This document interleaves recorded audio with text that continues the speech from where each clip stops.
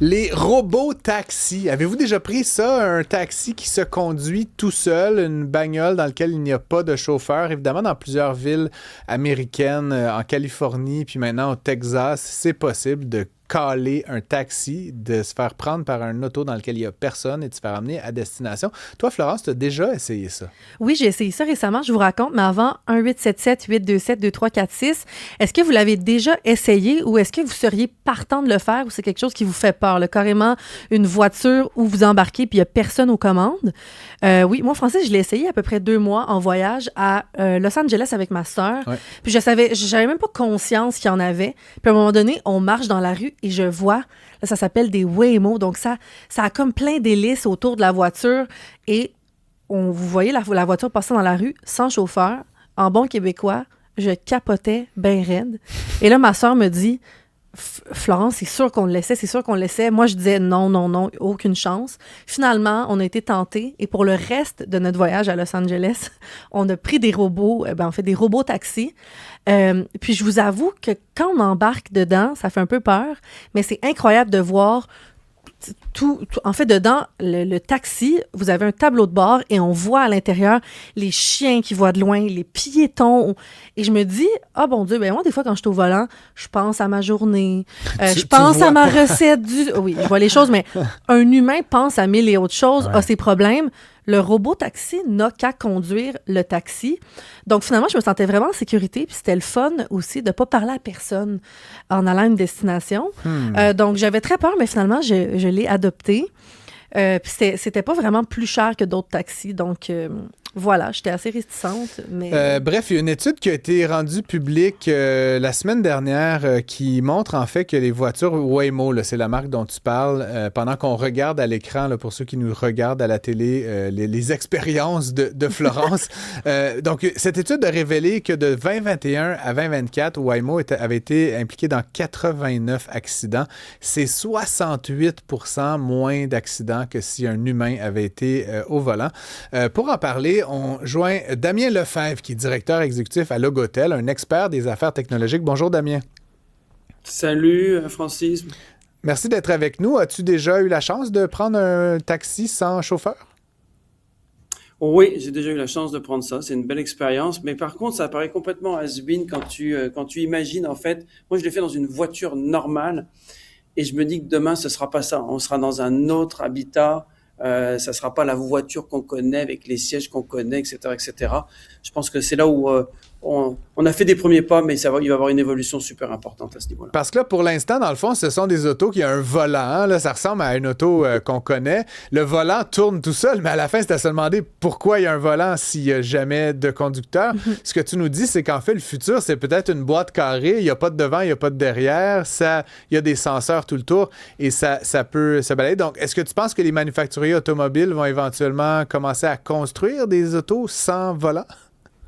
Moi, je pense il faut sérieusement y penser. D'abord, les constructeurs automobiles, comme tu le sais, souffrent énormément en ce moment. Je pense qu'il y a un reset à refaire dans l'industrie automobile. Je viens de passer 1 an en Europe et je peux t'assurer que que ce soit Volkswagen ou d'autres marques de voitures souffrent de ce marché-là. Donc, oui, moi, je crois qu'il va y avoir des nouvelles constructions. Il y a déjà des nouvelles voitures autonomes qui ressemblent plus à des bus, tu vois, pour transporter même plus de personnes avec plus d'espace. Ouais. On supprime seulement le volant, on supprime le dashboard et on crée vraiment un nouvel environnement. C'est vraiment là où je pense où on s'en va, tranquillement. Aujourd'hui, finalement, on adapte les voitures avec les systèmes. On parle quand même, pour les villes où c'est en vigueur, là, d'une réduction drastique du nombre d'accidents. Est-ce que tu t'imagines, Damien, un monde dans lequel conduire son auto soi-même, ça va être mal perçu, c'est-à-dire plus dangereux que d'utiliser un véhicule autonome? Après, le snobisme du snobisme, ça sera d'aller sur une piste à Mont-Tremblant, la piste d'Andax, avec une voiture manuelle. Et là, on se dira, regardez, moi, je suis encore capable de le faire. Mais oui, on s'en va là. Maintenant, je pense qu'au niveau sécurité, la vérité, c'est qu'il ne faut pas confondre la sécurité et puis après les opérations, le fonctionnel de l'automobile autonome, en fait. La sécurité, aujourd'hui, il y a encore des enjeux de sécurité, mais on va progresser là-dessus, comme tu peux l'imaginer. On le voit bien, il y a moins d'accidents aujourd'hui avec nos voitures qui ont tellement de senseurs qu'on devrait d'ailleurs voir avec toutes les voitures, oui, c'est ça, effectivement. Avec toutes les voitures. Et donc, on va arriver à la même chose avec la voiture autonome. Par contre, il y a d'autres problèmes. On l'a vu récemment, panne d'électricité à San Francisco, 1000 Waymo qui sont immobilisés dans la rue. Tu peux imaginer la difficulté qu'a rencontré San Francisco cette journée-là, ou d'autres petites affaires qui ont été. Donc, je pense qu'il faut regarder ces deux paramètres, sécurité et le côté opérationnel de ces voitures-là. Mais ceci étant dit, on arrive sur ce chemin-là, donc c'est une excellente nouvelle. La vraie question, elle est moins dans la sécurité pour moi qu'elle est dans la propriété de ces voitures. Parce que si demain, ce sont des voitures finalement autonomes qui appartiennent à des personnes individuelles, dans les villes, ça ne changera rien à la congestion. Même pire que ça pourrait l'augmenter parce que les gens se diront, finalement, je vais prendre mon char, c'est pas moi qui conduis, je vais pouvoir faire mes appels, pouvoir faire plein de choses, mais ça ne diminuera pas la congestion, il faudra encore se garer. Ceci étant dit, si c'est des robotaxis qui viennent surtout dans les villes remplacer éventuellement une auto ou aider des familles à avoir une deuxième auto ou des gens à avoir une deuxième auto, là, c'est là où c'est intéressant. Ouais. Ceci dit, là, on parle de 4 villes, là. San Francisco, Phoenix, Los Angeles, Austin, des villes qu'on connaît parce qu'ils sont un peu techno, un peu au sud, un peu bon. Tu dis « on » là, depuis tout à l'heure, Damien, mais le « on », là, est-ce qu'il inclut le Québec là-dedans? Là? À quel moment est-ce qu'on peut penser qu'ici, avec nos tempêtes de neige, nos espèces de rafales de vent, nos inondations en intermittence, est-ce que tu crois que c'est réaliste qu'on va un jour voir ces technologies-là se balader dans les rues de Québec, de Sherbrooke, de Montréal, de Laval?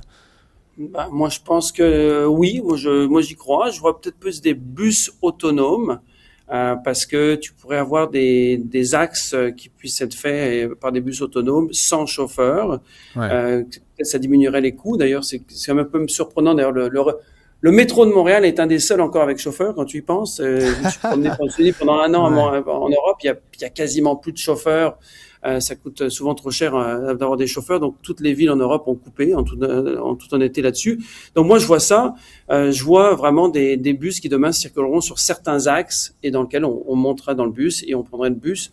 Je le vois. Écoute, qui aurait dit il y a 25 ans ou 20 ans que on allait nous Montréalais prendre des vélos en partage? Et quand on voit le succès qu'a Bixi, que ce soit les Bixi mécaniques ou le Bixi électrique, je pense que personne n'aurait donné autant de succès à Bixi. Et aujourd'hui, c'est quelque chose qui fonctionne excessivement bien. Donc, les Montréalais sont prêts à se partager des items, là. Oui, c'est sûr qu'il y a une question autour de l'acceptabilité sociale de tout ça. Puis, comme on l'a vu avec les Waymo et autres, il suffit d'un incident, même si probablement que c'est plus sécuritaire. Il suffit que Florence, elle se fasse frapper. Puis là, c'est évidemment ce dont tout le monde parle. Hein, puis là, c'est pas sécuritaire. Puis il n'y avait pas de chauffeur. Puis c'est la faute à personne. Et donc, chaque pas qu'on fait vers l'avant, des fois, on fait rapidement 3 pas vers l'arrière au même incident. Puis il faut aussi avoir de l'espace pour que les Waymo s'arrêtent sur le côté. À Los Angeles, où j'étais, les rues sont très grandes. Donc, les Waymo ont une place où ils comprennent qu'ils peuvent aller arrêter sur le bord de la rue. Mais à Montréal, on peut imaginer la scène. D'ailleurs, c'est ce que plusieurs auditeurs nous mentionnent. Imaginez dans les zones de 30, ça va rouler exactement à 30. Ouf! François qui dit, oui, imaginez les pannes électriques au Québec, ça va ressembler au REM.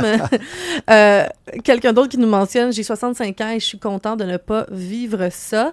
Mais un autre auditeur nous a mentionné qui a été à LA et il a adoré, mentionnant que c'est fantastique. Mais je crois que pour avoir un succès, ce qui va être important, c'est qu'il faut aussi qu'au niveau de municipalité, on aide au développement de ces choses-là, qui peut être soit une aide où on taxe plus le fait d'avoir une voiture. Ça coûte cher d'avoir une voiture à Montréal aujourd'hui. Il faut quasiment une vignette. Il faut trouver un parking. C'est compliqué, etc. Donc, je pense que ça va prendre des incitatifs pour arriver à cette voiture partage. Mais je rappelle que 95% des voitures, généralement, ne bougent pas dans une journée. Donc, on a un gâchis économique quand même substantiel d'avoir ces voitures qui, soit on fait un trajet de 12 km, sont parquées toute une journée quelque part et la personne la reprend le soir. On pourrait aussi imaginer des autos qui, dans la journée, fassent du taxi pendant que la personne travaille à son bureau. Je pense il y a un 8-7 à faire. Damien Lefebvre, merci beaucoup d'avoir été avec nous, de jeter tes lumières sur ce dossier. On se reparle très bientôt. Merci. Salut.